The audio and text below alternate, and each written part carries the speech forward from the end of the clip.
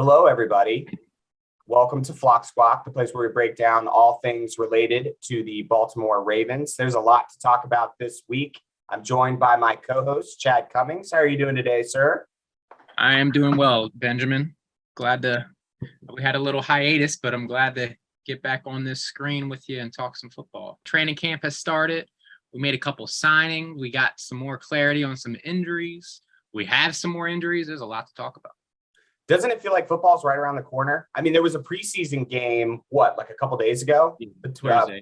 A pretty rough one, if I got to be honest with you. I guess the beginning of preseason, it's always kind of rough because the starters are never starting.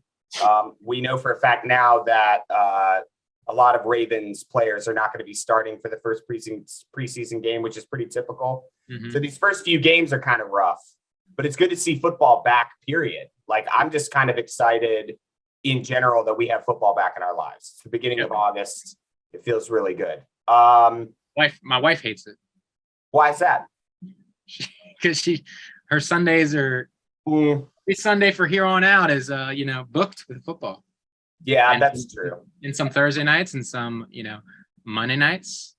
That COVID year there was a game. It was the first year that there was an NFL game every night of the week. Yeah, so that was a rough one. But we went to the Ravens had their stadium practice last Saturday, a free open stadium practice, and we decided to take Asher to it. And when I mentioned that it was training camp and the stadium practice is coming up this weekend, she was like, "Damn, football is already here again. There goes my Sundays."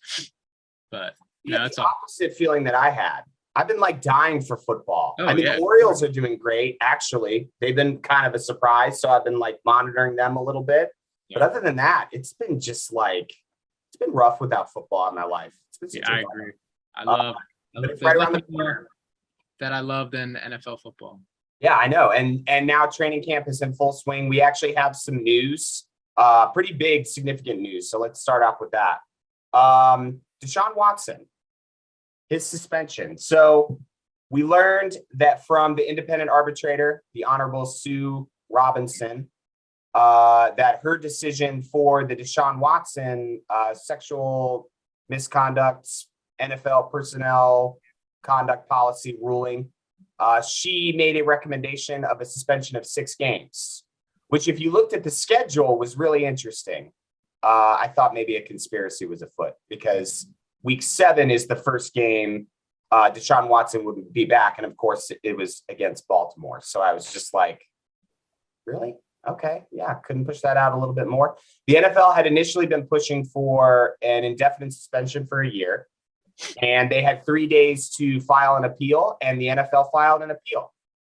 So they're obviously, I think it's safe to assume that they're looking for more games to suspend Deshaun Watson.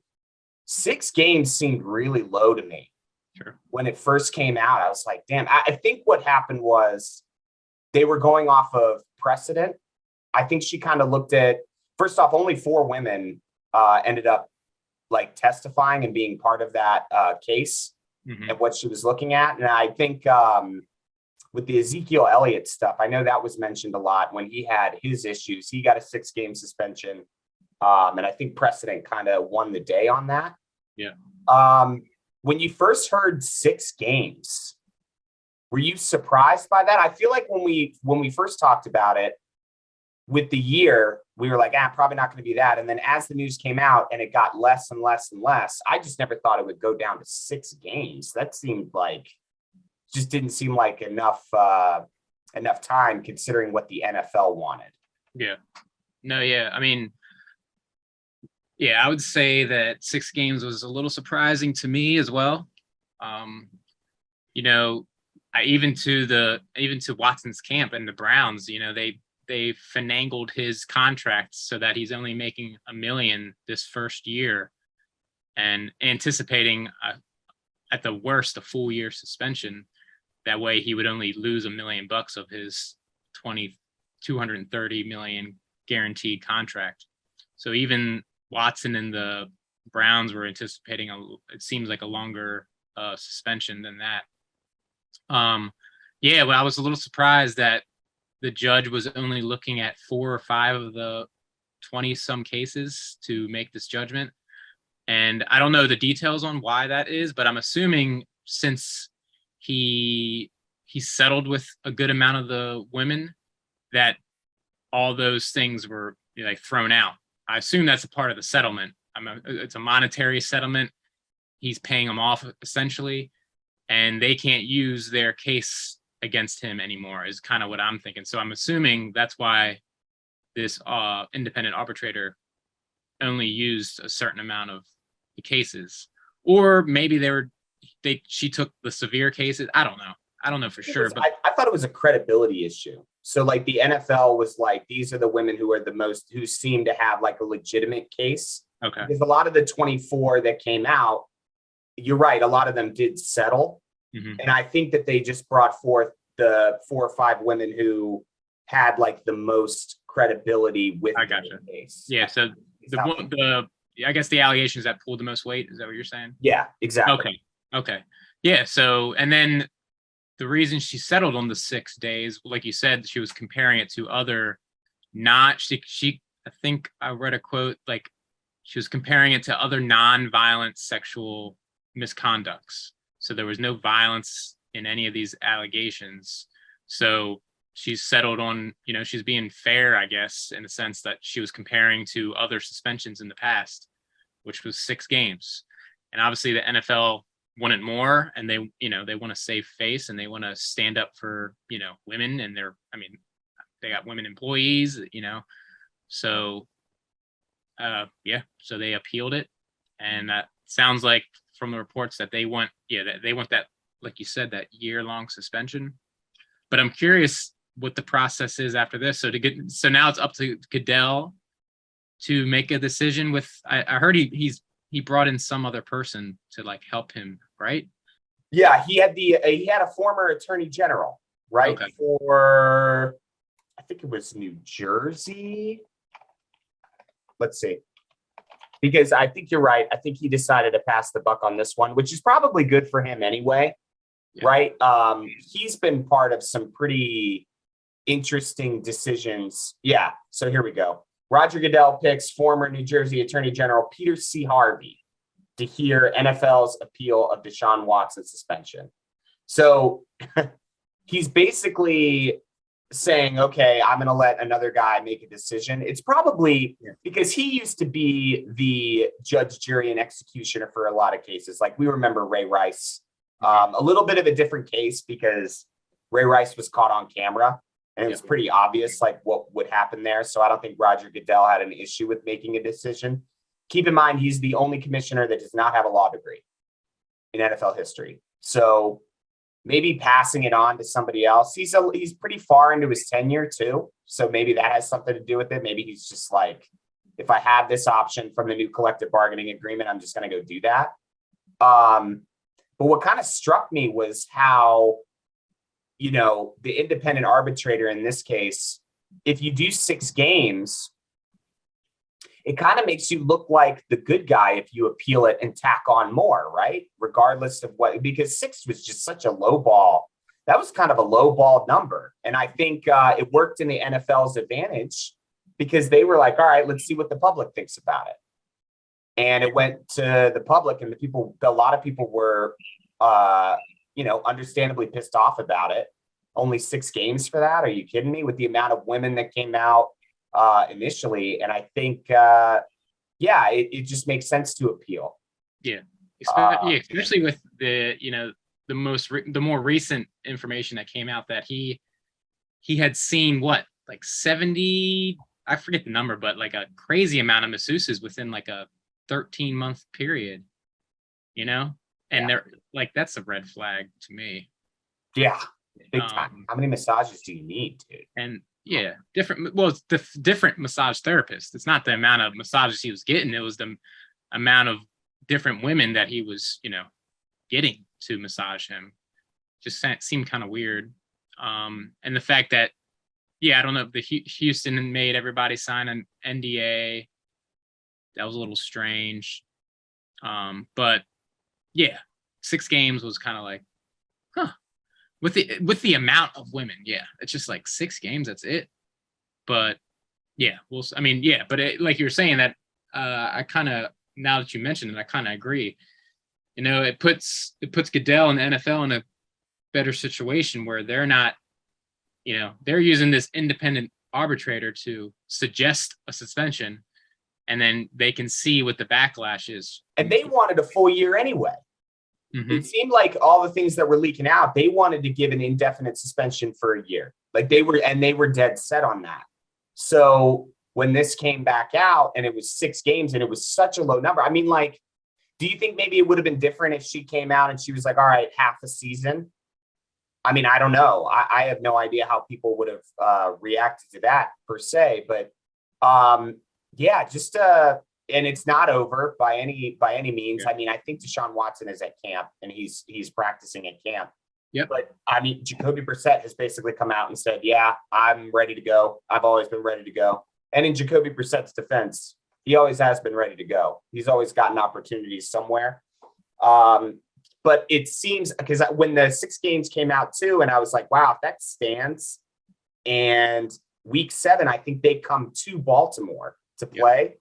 To go in front of that crowd, your first game back in like what, a year and 6 games, and to have this hanging over your head, I think that crowd would have ripped him alive.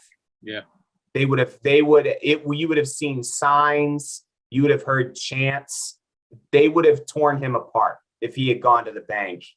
I think he'll get it anywhere that he goes, but to have your first game back, you got to go to Baltimore. You're a division rival.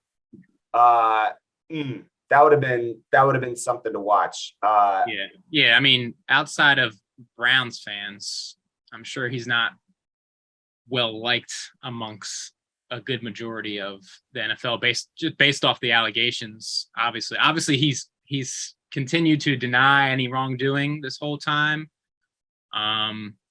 So from our point of view, it's like he said, she said situation, I guess. I mean, I haven't really read any of the allegations. Not that I don't really want to. I'm right. Sure they're graphic I've heard rumors about what has been accused of him. So if any of that stuff is true, I mean, he's definitely a predator. And it's disgusting. And he shouldn't play another down of football, in my opinion, if any of that stuff is true. But it's an unfortunate situation where these girls don't have any physical evidence or anything like that. So, I mean, think back to the Ray Rice thing. Everybody was like, they heard that I forget how it started, but I guess everybody heard that he struck. But did they see pictures of his? Was there like pictures of his fiance that surfaced or something? I think that came out initially, and then the video came out later because of course, they got a camera in the elevator, right? Yeah. So before the video came out, everybody was like, I've been going to the stadium practice training camp for years now. And I remember that stadium practice where Ray Rice was going through that situation before the video came out. And I remember when the video team at the stadium put Ray Rice on the screen, everybody started cheering, like Ray Rice, like chanting his name, and he was just like, thank you. Because everybody was like, we love you, Ray Rice. Like, come on, we hope everything's okay.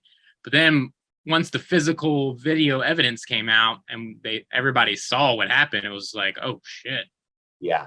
He freaking knocked her out. So that's what we're missing in this situation. We don't have any physical evidence of what Deshaun Watson did. So unfortunately, if these allegations are true, he won't get the reparation. In my opinion, he won't get what he should get, which is an indefinite, as a permanent suspension from the NFL. If any of these allegations are true, in my opinion. But and then if you're the Browns and you're Browns fans too, you got to be split because of just the money that was committed to this dude. $230 million guaranteed you're going to pay to a guy that you don't even know. Like, first off, you don't know if he's going to start the entire season now. So that's now 2 years that he's been out of football. Mhm. And you may be getting a fucking scumbag, right? Yeah. Like you could be getting a dude that, something happens. You're right. I don't really want to look too deep into the nuts and bolts of any of that. Something happened though, enough where an independent arbitrator decided that you violated personnel conduct policy. Yeah.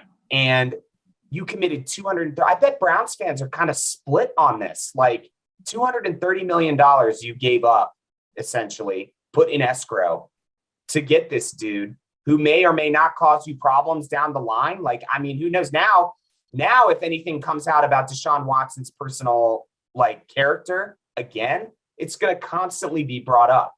Yeah. As an example of, oh, maybe we shouldn't have signed this guy. Maybe this guy is a fucking, like I said, maybe he is a fucking scumbag. Like, I don't know. Yeah. But either way you look at it,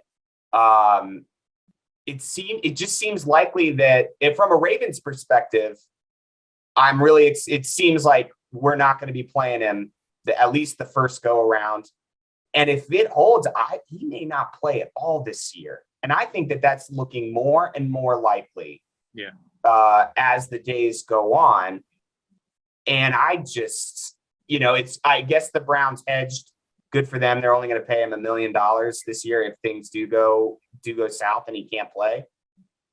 But they definitely constructed that. They obviously everybody knew that from the get-go. They constructed that contract to make Deshaun lose as less amount of money as possible in any fines and missing game checks and stuff, which is it's just, that in itself is kind of, I don't know. I don't want to.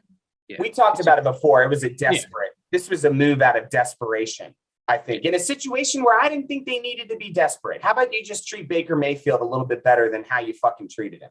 Right? Whether you believe in Baker Mayfield or not, and all the rumors that came out about a disgruntled wide receiver. Wow. You haven't had that in NFL history before. Yeah. You know what I mean? And it's like they took that evidence. OBJ leaves, he goes win the Super Bowl. So obviously he must have known what he was talking about. How about the fact that the dude had a significant shoulder injury and you didn't want to fucking sit him? I'm actually when it comes to this Baker Mayfield stuff, could he have handled it better? Part of me being torn about this is, well, maybe Deshaun Watson comes in and you just fight him for the job, right? But from Baker's point of view, he's sort of fuck you guys. You're bringing in a dude who may have all these allegations against him, and you'd rather have him as your quarterback as opposed to me, who won you your first playoff game and God knows how long. I mean, since the 90s, right? Right. They did Baker Mayfield dirty. Yeah. I can't look at it. And this is crazy. As a Ravens fan, I should be celebrating this, and I should be this is awesome. The guy got kicked out of the stadium that apparently he lived in with all those progressive commercials he was doing.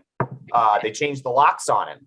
Yeah. But now he's in Carolina, and it's laughable because this is sort of a side tangent, but they're talking about him and Sam Darnold as if that's a quarterback competition. Yeah.